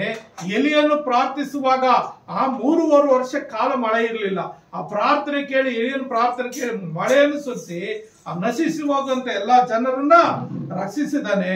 ಮತ್ತು ದಾನಿಯೇಲನು ಯಥಾರ್ಥವಾಗಿ ದೇವರಿಗೆ ಅತಿ ಪ್ರಿಯನಾಗಿದ್ದರಿಂದ ಸಿಂಹಗಳ ಗವಿಯಿಂದ ಕೂಡ ದಾನನ್ನು ರಕ್ಷಿಸಿದ್ದಾನೆ. ಹಾಗಾಗಿ ನೀನು ನಾನು ನಾವೆಲ್ಲರೂ ಯಥಾರ್ಥವಾಗಿ ದೇವರನ್ನು ಪ್ರಾರ್ಥಿಸುವಾಗ ನಿನ್ನನ್ನು ನನ್ನನ್ನ ಪ್ರತಿಯೊಬ್ಬರನ್ನ ಪ್ರಿಯ ನನ್ನ ಸಹೋದರ ಸಹೋದರಿ ನಮ್ಮೆಲ್ಲರನ್ನ ಆತನ ರಕ್ಷಿಸಲಿಕ್ಕೆ ಶಕ್ತನಾಗಿದ್ದಾನೆ. ನಾವು ಯಥಾರ್ಥವಾಗಿ ಮೊರೆ ಇಡಬೇಕು. ದೇವರಲ್ಲಿ ಯಥಾರ್ಥವಾಗಿ ನಾವು ಪ್ರಾರ್ಥಿಸಬೇಕು. ದೇವರ ಸನ್ನಿಧಿ ಬರ್ಬೇಕಂದ್ರೆ ಯಥಾರ್ಥವಾಗಿ ಬರಬೇಕು. ಒಳ್ಳೆ ಮನಸ್ಸಿಂದ ಬರಬೇಕು, ನಂಬಿಕೆಯಿಂದ ಬರಬೇಕು. ಒಳ್ಳೆ ಸ್ಥಿರ ಚಿತ್ತದಿಂದ ಬಂದು ಪ್ರಾರ್ಥಿಸುವಾಗ ದೇವರು ಏನ್ ಮಾಡ್ತಾನೆ? ಆತನ ಉತ್ತರ ಕೊಟ್ಟು ನಮ್ಮನ್ನ ರಕ್ಷಿಸಲಿಕ್ಕೆ ಶಕ್ತನಾಗಿದ್ದಾನೆ. ಹಾಗಾಗಿ ನಾವು 1 ಥೆಸಲೋನಿಕ 5ನೇ ಅಧ್ಯಾಯ 16ರಿಂದ 18 ವಚನಗಳಲ್ಲಿ ನಾವು ನೋಡ್ತೇವೆ, ಯಾವಾಗಲೂ ಸಂತೋಷಿಸಿರಿ, ಎಡಬಿಡದೆ ಪ್ರಾರ್ಥನೆ ಮಾಡ್ರಿ ಅಂತ ಹೇಳ್ತಾನೆ. ಯಾವಾಗಲೂ ದೇವರಲ್ಲಿ ಸಂತೋಷಬೇಕು, ಎಡಬಿಡದೆ ನಾವು ಪ್ರಾರ್ಥನೆ ಮಾಡುವಾಗ ನಿನ್ನೆಲ್ಲ ಸಮಸ್ಯೆಗಳಿಂದ, ನಿನ್ನೆಲ್ಲ ಕಷ್ಟಗಳಿಂದ ಆತನು ಬಿಡಿಸಿ ತಾನು ಈ ಲೋಕವನ್ನು ಬಿಟ್ಟು ದೇವರ ರಾಜ್ಯದಲ್ಲಿ ಸೇರುವ ತನಕ ಅದನ್ನೇನ್ ಮಾಡ್ತಾನೆ? ಕಾಯ್ದು ಕಾಪಾಡ್ತಾನೆ ಅಂತ. ದೇವಾದಿ ದೇವರಿಗೆ ಮಹಿಮೆ ಉಂಟಾಗ್ಲಿ. ಪ್ರಾರ್ಥನೆ ಮಾಡ್ಕೊಳ್ಳೋಣ. ನನ್ನನ್ನು ಬಹಳವಾಗಿ ಪ್ರೀತಿಸುವಂತ ನನ್ನ ತಂದೆಯಾದ ದೇವರೇ, ನಿನ್ನ ಪರಿಶುದ್ಧವಾದ ನಾಮ ಸ್ತೋತ್ರ. ಈ ನಿನ್ನ ವಾಕ್ಯಗಳು ಕೇಳುವಂತ ಪ್ರತಿಯೊಬ್ಬೊಬ್ಬರನ್ನ ಹೆಸರಾಗಿ ನೀನು ಆಶ್ರಯಿಸಪ್ಪ. ಅವ್ರಿಗಿರುವಂತ ಭೀತಿಯಿಂದ ತಪ್ಪಿಸಪ್ಪ, ಬಾಧೆಗಳಿಂದ ತಪ್ಪಿಸಪ್ಪ, ಕಷ್ಟಗಳಿಂದ ತಪ್ಪಿಸಪ್ಪ. ಅಪ್ಪ, ನೀನು ಎಲ್ಲ ಮಾಡ್ಲಿಕ್ಕೆ ಶಕ್ತನಾಗಿದ್ದಿ, ಎಲ್ಶಡಾಯ್ ದೇವರಾಗಿದೆಯಪ್ಪ. ಅಪ್ಪ, ಯಥಾರ್ಥವಾಗಿ ನಿನ್ನ ಸನ್ನಿಧಿಗೆ ಬಂದು ಪ್ರಾರ್ಥಿಸುವಾಗಪ್ಪ, ಪೌಲಸಿಲ್ಲರ ಪ್ರಾರ್ಥನೆ ಕೇಳಿ ಅಪ್ಪ ಅವರನ್ನು ರಕ್ಷಿಸಿದಂತ ದೇವರು, ಆ ಜೈಲಿಂದ ಬಿಡಿಸಿದ ದೇವರು ಅಪ್ಪ, ನೀನು ಒಳ್ಳೆ ದೇವರು ಸ್ವಾಮಿ. ಹಾಗಾಗಿ ಪ್ರತಿಯೊಬ್ಬರು ಅನೇಕ ವಿಧಗಳಲ್ಲಿ, ಶರೆಗಳಲ್ಲಿ, ಪಾಪದಲ್ಲಿ, ಶೋಧನೆಗಳಲ್ಲಿ, ಶಾಪಗಳಲ್ಲಿ ಸಿಲುಕಾಕೊಂಡಿದ್ದಾರೆ ಸ್ವಾಮಿ. ಅವರೆಲ್ಲರನ್ನು ಬಿಡಿಸಿ ಸ್ವಾಮಿ. ಯಾರ್ಯಾರು ಯಥಾರ್ಥವಾಗಿ ನಿನ್ನ ಕಡೆಗೆ ಬಂದು ನಿನ್ನ ಕಡೆಗೆ ಕೈ ಎತ್ತಿ ಪ್ರಾರ್ಥಿಸ್ತಾರೋ ಅವರೆಲ್ಲರ ಪ್ರಾರ್ಥನೆ ಕೇಳಿ ಎಲ್ಲರೂ ನೀನು ಆಶೀರ್ವದಿಸಬೇಕೆಂಬುದಾಗಿ ಯೇಸುವಿನ ನಾಮದಲ್ಲಿ ಪ್ರಾರ್ಥಿಸುತ್ತೇನೆ ತಂದೆಯೇ. Amen, amen, amen.